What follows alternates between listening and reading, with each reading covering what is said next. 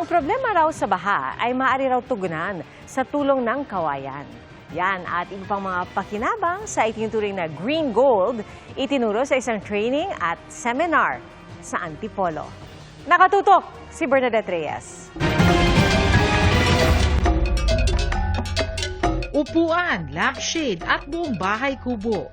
Ilan lang ito sa mga maaaring paggamitan ng kawayan. Ang dating tinaguriang poor man's timber, itinuturing na ngayong green gold.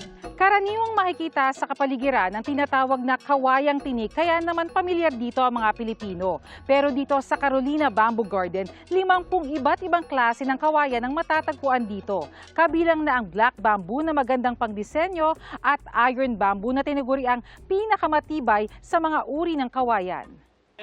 Sa 27th Bamboo Training Seminar sa Carolina Bamboo Garden, nagtipon-tipon ng mga negosyante, bamboo grower at estudyante para matuto sa lumalagong bamboo industry. Kailangan mapalaganap yung mga paraan din para mabawasan yung epekto ng climate change. Pagka fruit bearing, ang hirap ng i-market tapos mabilis pa siyang, kumbaga seasonal lang siya.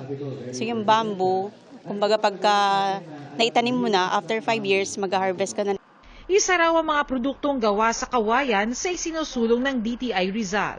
If they already have any bamboo products, we can level it up. No? We have the Design Center of the Philippines and we also have our designers to work on it. Sa Antipolo, pinapanukala ang bamboo industry development. Malaki rin ang maitutulong ng pagtatanim ng kawayan para maiwasan ang mga pagbaha. Ang bamboo natin, una, can help in the flood control para mapigilan yung landslides. Kailangan talaga magkaroon tayo ng program na maraming maitanim na bamboo para lahat ng pangangailangan. Hindi lamang construction, hindi lamang food, pero more importantly is save lives. Para sa GMA Integrated News, Bernadette Reyes, nakatutok 24 oras.